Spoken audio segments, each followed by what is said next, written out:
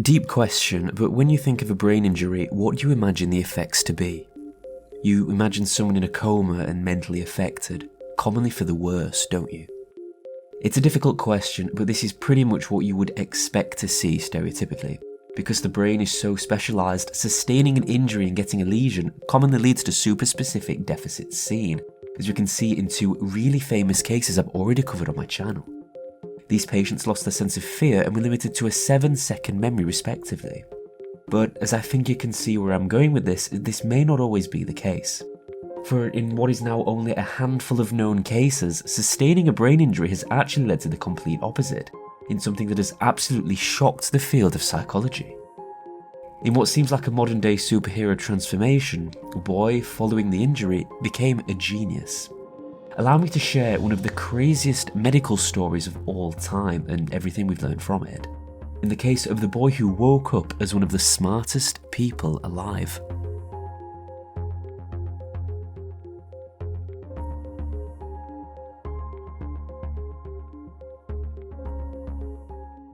This is Orlando Serrell.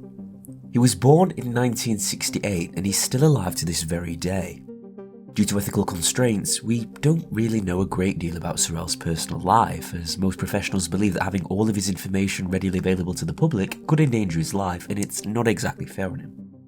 So the only personal information that we actually do have about Orlando Serrell's personal life is that he currently resides in Virginia, more specifically at Newport News, after having lived here for the majority of his life.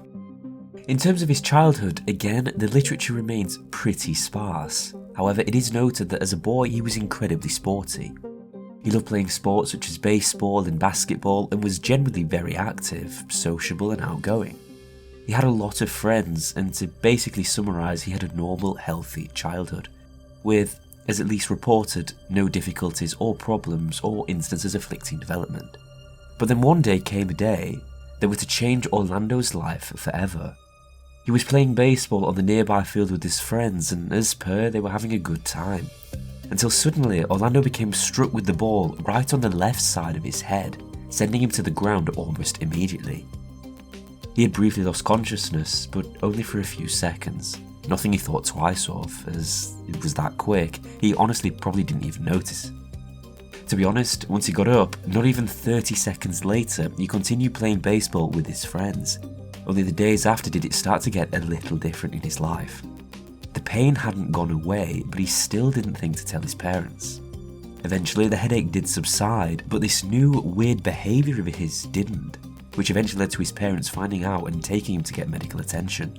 And that's when the doctors were to uncover the new dark truth of Orlando Serrell.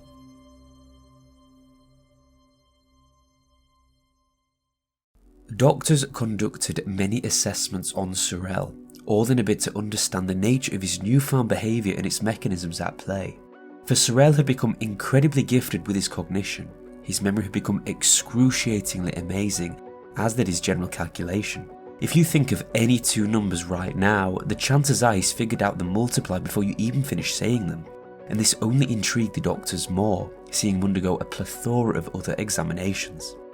It was eventually revealed that Serrell had developed what is known as Savant syndrome, a rare neurodevelopmental disorder similar to autism and affects around 1 million people, typically on the ratio of men to women 6:1.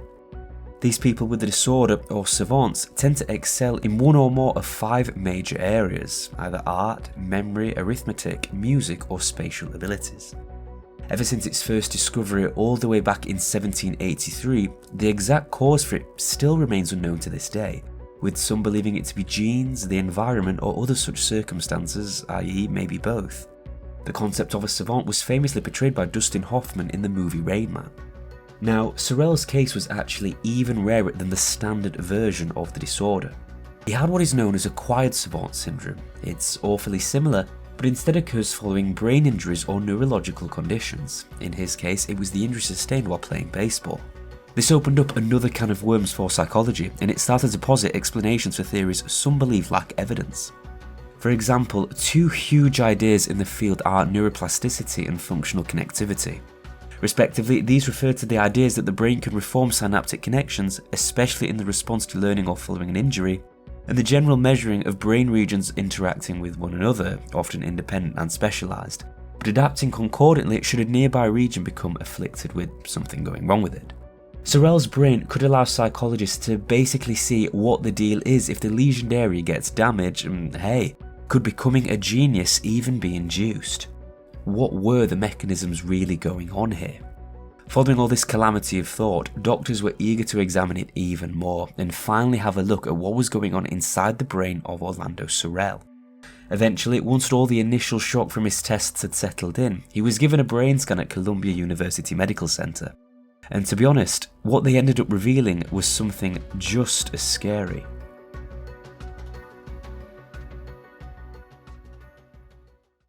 This is what the general consensus was from the scans of Serrell's brain. It was revealed that upon him performing his calculations, his brain wasn't active in the areas we would expect it to be. It is said that the intraparietal sulcus is what we use to perform mathematics, but in his case, it wasn't showing up on the scan.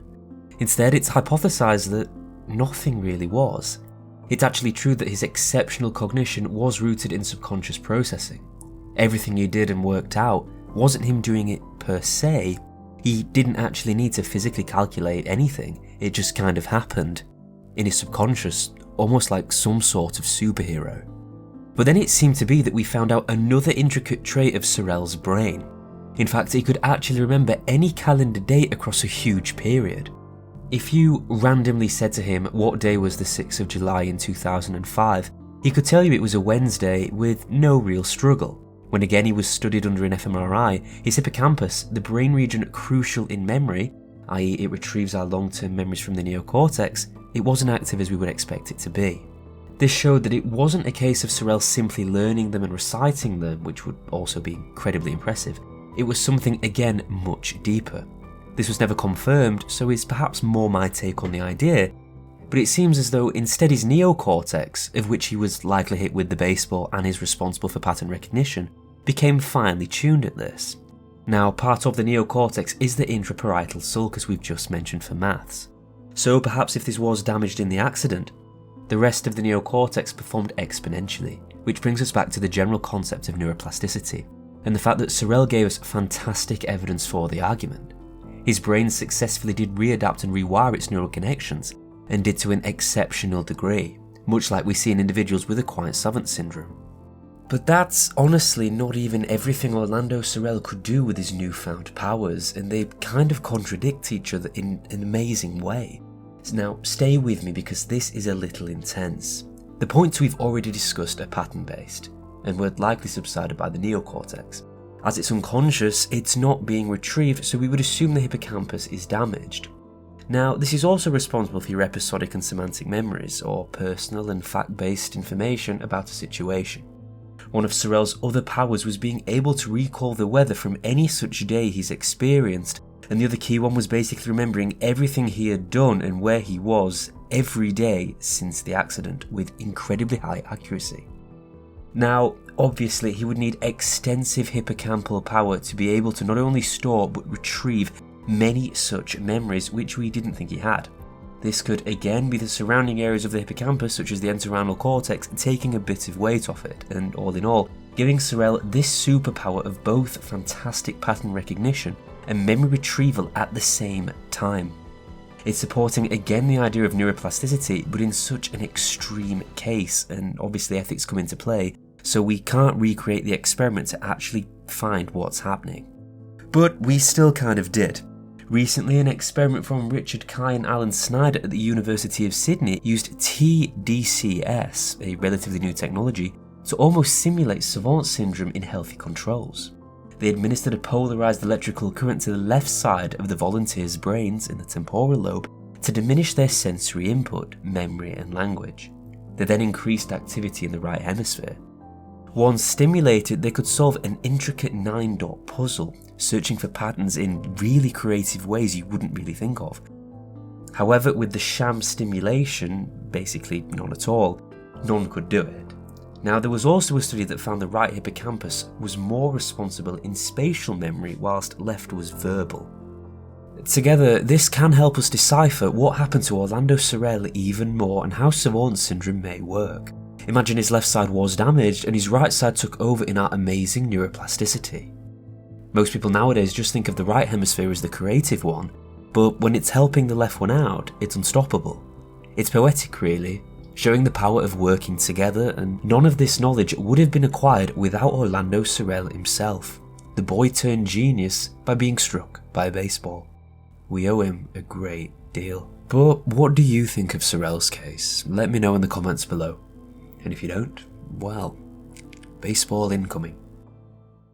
Thank you so much for watching. I appreciate every single one of you. Be sure to like and subscribe if you enjoyed. It's free and it really helps me out. See you next time.